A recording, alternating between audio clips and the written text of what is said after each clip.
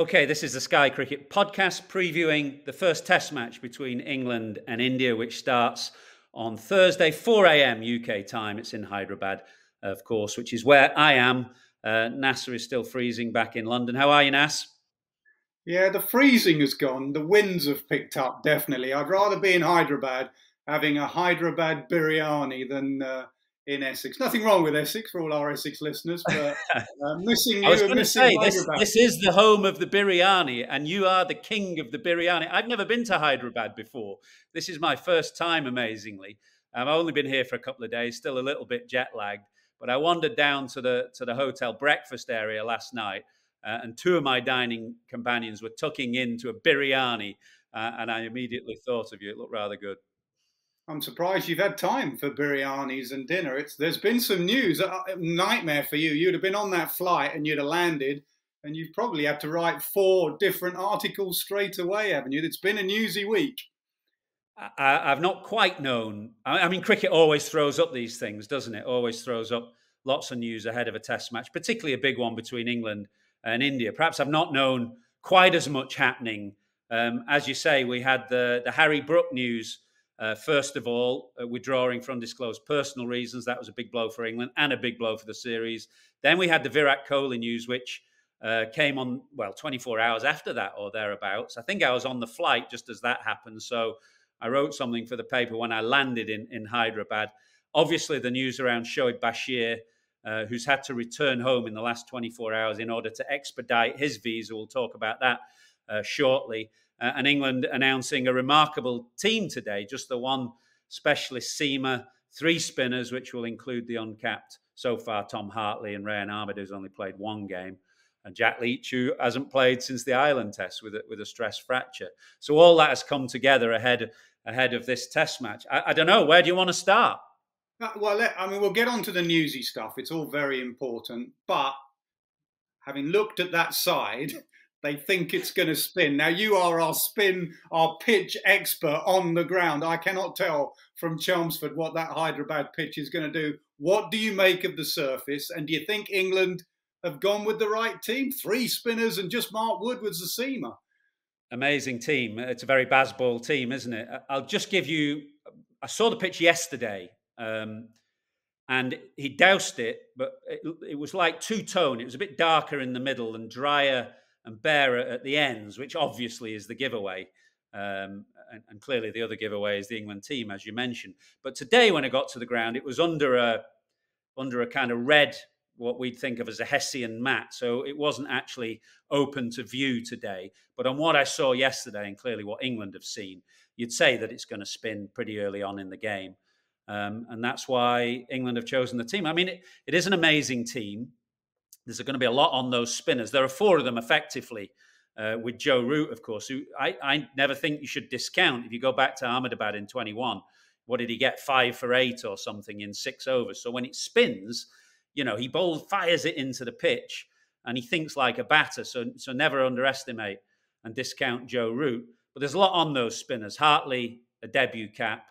They think, he's tall and he's fast. They think he's a kind of Axar Patel equivalent. We shall see. He's very inexperienced in first-class terms, never mind international terms. And then Rayan Ahmed, who just had that startling 1 test in Karachi a year ago. And then Leach, as I mentioned, who hasn't really bowled. I saw Jack yesterday. He's looking very trim. Swanee on our podcast said that he'd worked with him recently in Abu Dhabi, and he's very, very fit. But as you know, there's a difference between physical fitness and bowling fitness. And he hasn't bowled in a match and competitively since suffering that stress fracture back in, what was that, early June, I suppose. Is it the right team? That's the proof will be, what comes out of it. But all you'd say is that what this lot are very good at, I think, is looking at the conditions and kind of ignoring history and the history of England teams and saying, this is what we need to do here, whether that's scoring at 6 and over in Pakistan to give us enough time to win the games there, or whether just picking a very spin-dominant team. This is what we feel can win in the conditions here. So, they're not afraid of taking a risk, as you know. Do you think that inexperience maybe as well has led to the four spinner option. You've obviously got Leach, like you said, hasn't bowled since June, July. You've got the two inexperienced lads in Hartley and Rayan Ahmed, and you've got Joe Root. Do you think if it had been Swan and Panesar, as an example, you could have gone with a more balanced side, one seamer? You know, if you lose the toss, say tomorrow, and it's not doing that much, and you're starting with spin, you're leaving out one of our greatest ever cricketers in Jimmy Anderson, arguably our greatest ever bowler in my eyes, who has a pretty good record in the subcontinent. And you look at other countries that have tried to hit India with spin. Historically, Shane Warne didn't get that many wickets and that much success in India, albeit against the Fab Five and a different Indian batting lineup. I would like a more balanced bowling attack, but I guess with Rayan Ahmed's second test match, Hartley debut, Leach not bowling for a long time, they just feel they need three, because obviously looking at that surface, it's going to turn. You've just come from the press conference. What else was spoken about in that press conference? Yeah, just to back up your point about Mark Wood, really, I mean, you know, he is the one seamer, as you say. It's a remarkable thing, really, when you think how injury prone he is and how they're going to have to manage his workload. You know, he's not a bowler who can bowl long spells for you. He's going to be a 4 or 5 over maximum bowler. So again, that tells you everything you need to know about the surface they think is in front of them. And I feel that they just want a bit of pace. It's going to be pace or spin, and that's what they've gone with. What else came out? Well, let's start with the Shoaib Bashir news first of all, which, when we were there yesterday, they weren't sure whether he could get his visa in Abu Dhabi, which is where he had to remain because he didn't have his visa. And then it transpired late yesterday that he has to go back to London, which is where he is now, I believe, to expedite that visa. I mean, it's a ridiculous situation, really, when you've got a team that was selected in early December, and a visa was applied for in the second week of December. I think we're now, January the 24th, and he hasn't got it. I mean, it's obviously not the first time that a cricketer from a Pakistani heritage has had visa issues in getting into India. We saw that with Usman Khawaja, who's delayed for the Australia tour, Saqib Mahmood, I think, for a Lions tour. So it's not the first time it's happened. But where Stokes was pretty strong on it, he said, you know, he's devastated for him. And because he is the captain and he sees a 20-year-old there who is having his first experience in England colours, was looking forward to coming to India for the first time, and he wouldn't have played, I don't think, but was in the mix because he'd impressed. And of course, as you know, it only takes a little bit of illness. This time last year, before that test match in Pindi, lots of players went down ill, and suddenly you need your full complement in the squad. So if a spinner goes down ill overnight, England would be forced to compromise on the balance and selection of their team. So Stokes was pretty strong on it. Rohit Sharma was sympathetic as well. He said he felt for him and hopes he gets here pretty quickly. And yeah, it's a bit of a ridiculous situation. Yeah, I agree. It just feels like a mess, and an avoidable mess, that a 20-year-old is back in London trying to sort out his visa, 7 weeks after it was first tried to be sorted out. And, I think Stokes spoke about bashing some heads together. You just feel that shouldn't be happening the day before a test match. It should have been happening weeks ago. It was a mess that could be and should have been avoided, really. And also some notable absentees. How have India taken to the news that Virat Kohli, their star, world star? I mean, I kind of likened it a little bit to maybe Tiger Woods missing a major back in the day, just because of how big Virat Kohli is here. I don't need to tell you, how big he is in terms of eyeballs on television, column inches in the newspaper. He is still, although he's not captain, he's still by far and away the biggest star in the game here. And again, you'll know that supporters in India often, you're never quite sure which they support first, the big name player or the team. They're often drawn to the superstars of the game, and no bigger than Virat Kohli here. So again, undisclosed personal reasons. Obviously, we wish him, his family, all the best. Don't know what they are. I don't look at these things through parochial eyes now. I don't look at it through English eyes. 20 years ago when I was playing, if I was playing under you or captain, I'd have thought, well, thank goodness for that. We don't have to bowl at Virat Kohli. But I actually look at these things from a bigger picture now. I find him a fascinating batter to watch. I find him an absolutely fascinating cricketer in general to watch. When he's in the field, even when he's not contributing, he just buzzes around with so much energy. He's a very kind of magnetic and charismatic cricketer. So I think the series is diminished by his absence, both as one of the best players and just the character and personality. So I obviously wish he was playing, and I'm sorry that he's not, even though it does make it a lot easier for England. If you look at that India batting lineup now, it's not like the days of the Fab Four. Without Virat Kohli, you do feel there's 2 or 3 players there that have not yet absolutely cracked Test cricket, whether through inexperience or in Shubman Gill's case, just quite because it hasn't happened for him in the way that it has in ODIs. So from England's perspective, you feel that there's a few chinks there to maybe prise open. What do you think? Yeah, I completely agree with that. No side can replace Virat Kohli. He's one of the greatest players to ever play the game. And also, from what we saw in the World Cup, everyone highlighted and focused in on beating Sachin's record. But actually, every day you watched him bat, what struck me was what great nick he was in. The sound off the bat, the positions he was getting in, albeit in white ball cricket. But he was getting in some fantastic positions. He then went to South Africa on that difficult pitch and got runs when others didn't, which showed what sort of form he was in.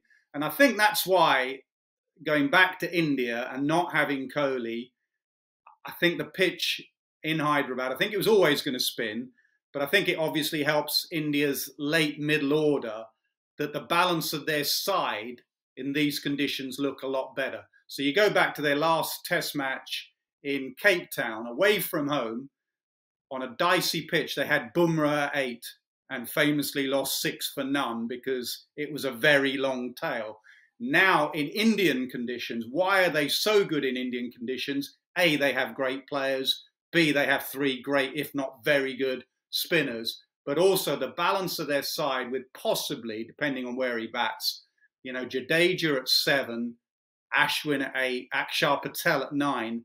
They are 3 genuine all-rounders in those conditions. So they have a bit more batting depth at home. But you're right, Shreyas Iyer has still to prove himself, albeit England have bounced him out at times. I can't imagine that. Maybe Wood will go at him at some stage if he does start belting spin around.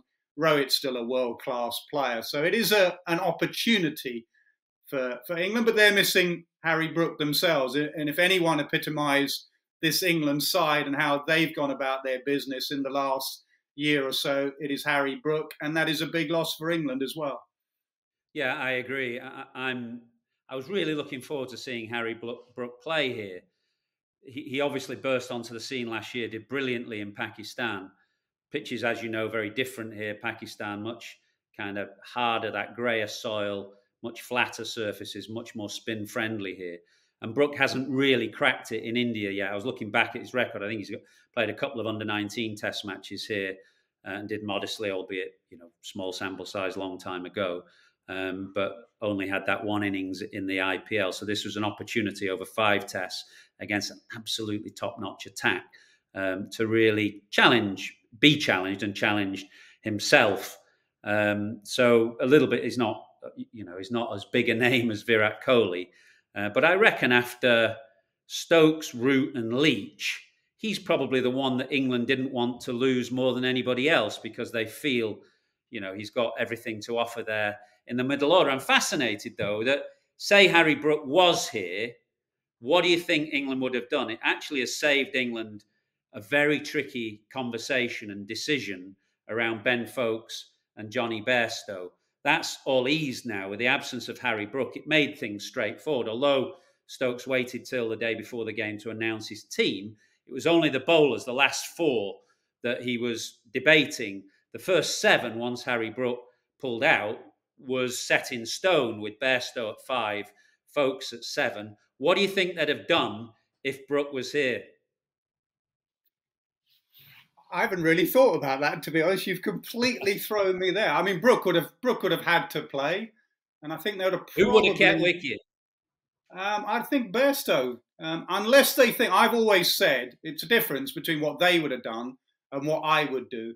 If they honestly think and they look at that pitch and they think it's going to be an absolute Bunsen burner of a pitch, it's going to spin from day one. I do feel you need your best wicketkeeper. So if it's going to be like that, I would pick Folks, definitely. But if you think it's just going to be a good pitch that spins a bit, then you're going to need either the extra batter or the extra bowler, probably the extra bowler. You'll need to get in at least another seamer, if not one more.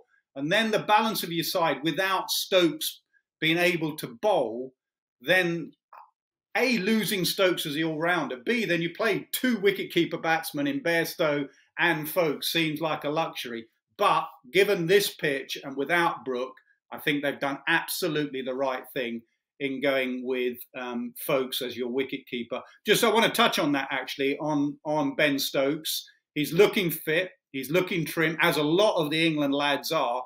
You know, one thing about having a bit of a break, as you know, if you can work on your fitness and your diet and everything that goes around being a professional cricketer.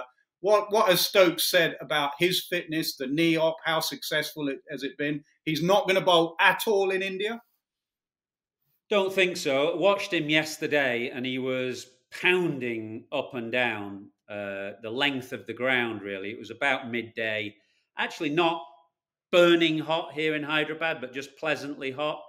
But he was timing himself, running the length of the ground, back and forward, really punishing himself as you do. And he looked in very good order. The knee looked fine. And he looks trim, as you say. They reckon he's lost between about 8 and 10 kgs following that knee operation. He talked a little bit. He's always been very coy about his knee ahead of the operation. When people asked about it, he just said, look, it is what it is, you know, that kind of phrase that they all use these days. But he actually went into a little bit more detail yesterday. He said surgery should always be seen as a last resort, which I agree with, having had back surgery myself as a 21-year-old. But he said it had got to the stage with the swelling and the pain where the surgeon said, you've got to get it done. And he said it was a bit more than a clean out. He said he had a bone spur removed and you know, something done to the meniscus. So it was a bit more serious than perhaps he was letting on ahead of having that operation. And consequently, it means that the rehab period is a bit longer as well, or a bit more serious. So he's got to the stage where he's physically fully fit, and he's obviously available for selection. He'll lead England out as captain and batter. But it's that difference between being physically fit and able to run up and down side to side, and then running in and doing something very unnatural like bowling. You get to the crease, you slam your front foot down, you know, you twist and turn. And so he's got to get back into bowling. So he effectively said that he won't be bowling here in India competitively, but he's hoping as he gets through this tour, which is 7 weeks long, he's going to start getting back into bowling in the nets. And then he hopes to be back to some kind of all-rounder status in the summer. I mean, he's 32 now. You know, he's probably past the peak as an all-rounder if you're thinking of a fast bowling all-rounder, as a seam bowling all-rounder.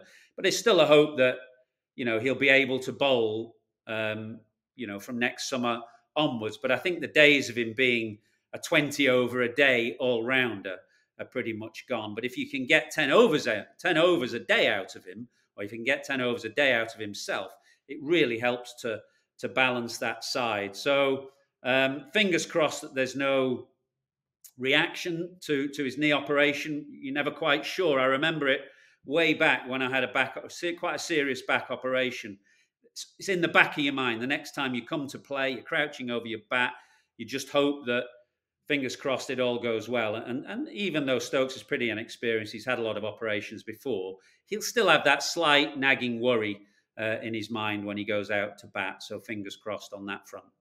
What did you think of the Brook replacement? Obviously, the Lions were out there and had just played a couple of games, and you know, Josh Bohannon had played well, Keaton Jennings had played well, but they went for Dan Lawrence. You think that was fair enough and that was consistent with selection? I think so, just because he'd been around the Ashes squad, hadn't he? He was the next man in.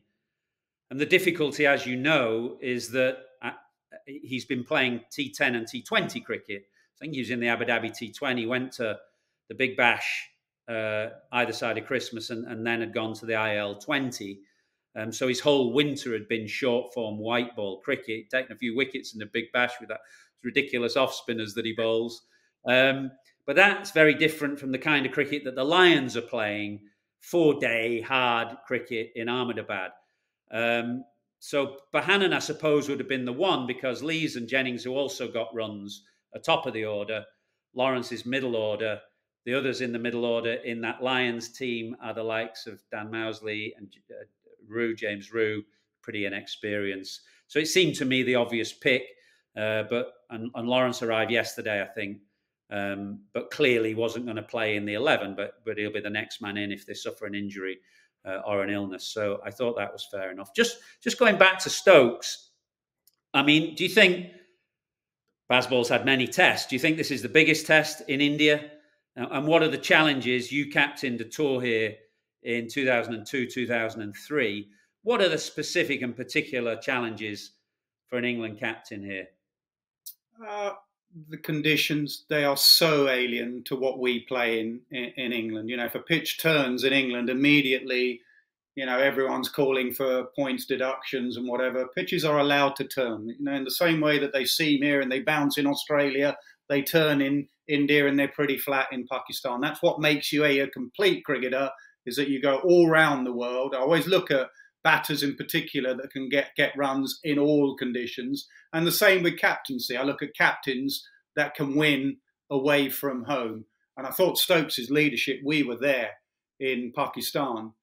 His leadership in Pakistan was about as good as I've seen from a captain, any captain, for a very, very long time, especially an England captain. You know, for a while it's been about the team and the think tank and people off the field and, you know, the analyst. I thought Stokes had a real gut feel for captaincy. They would not have won that series like that if it wasn't for Stokes' captaincy. So I do believe he has that gut feel for captaincy, which you need in the subcontinent, because conditions change very quickly. It goes from being a good pitch to suddenly one ball will turn and you have to react.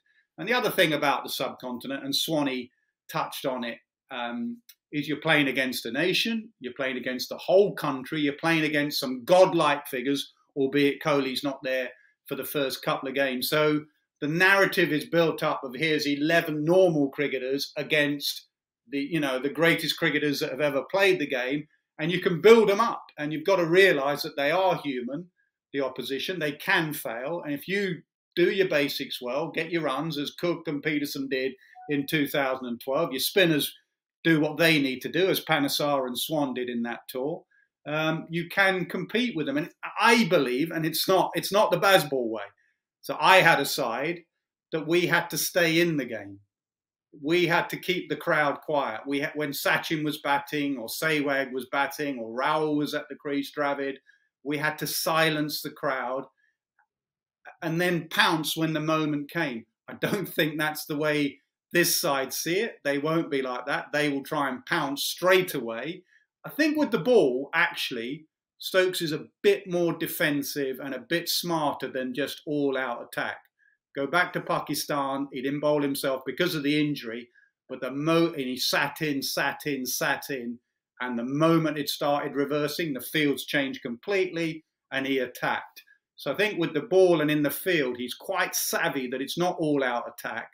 There is times just to be a bit defensive, but when that moment comes, attack. So, and the key is not getting behind. Once you get behind and you're chasing the game, stay on level par first innings. Don't give them a first innings lead.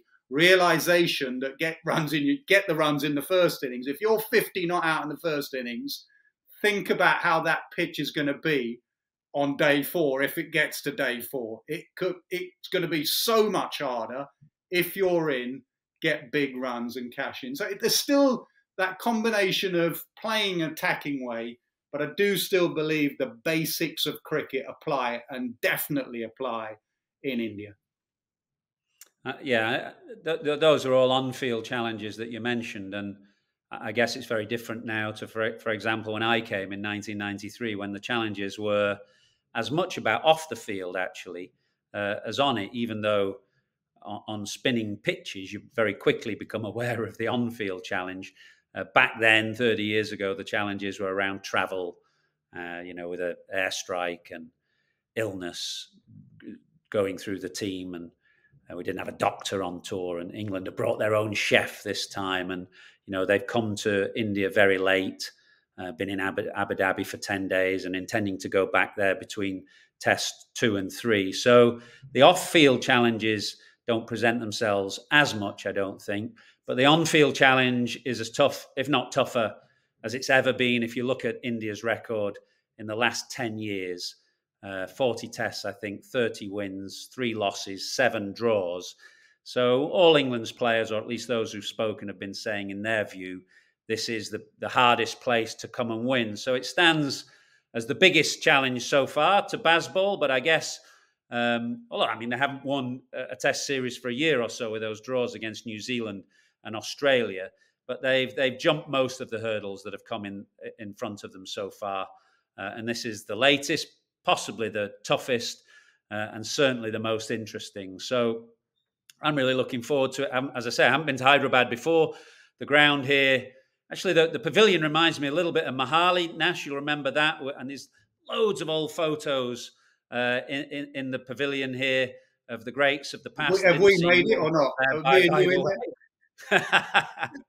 But I'm hoping for a good crowd tomorrow. A pitch that gives all areas of the game a chance to thrive. Actually, I don't think we should be shy of criticising a pitch if it's a poor one. People seem reticent to criticise a poor pitch, and reticent to draw the comparison. In South Africa, Rohit said, "Well, I'm not going to criticise this as long as people don't criticise pitches in India." Well, we all have an ideal of what a good pitch should be, which offers all talents a chance to shine, fast bowlers, spinners, batters as well. You don't often get that ideal. It's rare that you do get an ideal surface, but you'll get on the spectrum. And that occasionally you'll get extremes, whether it's like Cape Town, where it's an extreme for the fast bowlers, or some of the pitches we saw here in 2021 in Ahmedabad, where it was extreme for the spinners. Now, you have to be able to find a way to cope as a player, and I agree, there's no point moaning, whinging, making excuses about it. But I think that the extremes should be the rarity, and the norm should be somewhere either side of that ideal. And that's what I'm hoping to see, that even the quicker bowlers like Bumrah and Siraj and Mark Wood can feel that there's something in it with either the new ball or old, because I think that is really the beauty of Test cricket. The only beauty of the 5-day game compared to the 1-day game is the time that should allow for all those facets of the game to come to the fore. So that's what I'm hoping to see.